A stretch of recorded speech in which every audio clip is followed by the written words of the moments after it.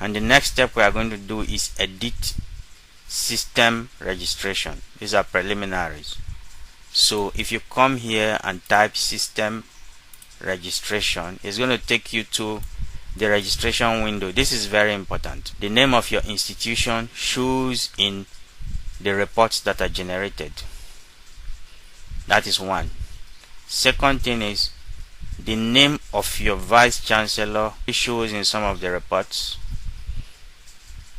The name of your faculty shows in some of the reports. The name of your dean shows in some of the reports. So it's important. Your department is important, and your HOD is important. In most cases, the only things you need to change here, because when the software was installed in your university, the name of the vice chancellor and all the other data most likely correct, but check it for correctness.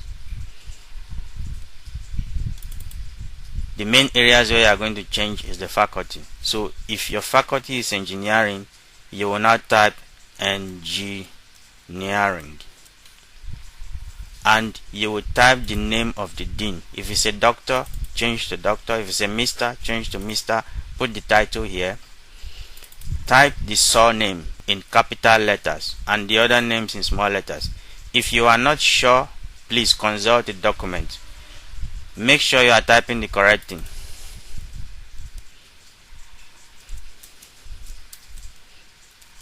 Because any error you make here is going to show in the presentation of results. Okay. Then your department, type it very correctly, because it is even used in the processing of results. So if you make a mistake here, it could affect the results. Type the surname of the HOD in capital and the other names as normal letters. After you have finished doing that, you will now click edit, confirm edit. When you see record posted, click OK. You can close the window and check system registration again to be sure your data is correct before you close it.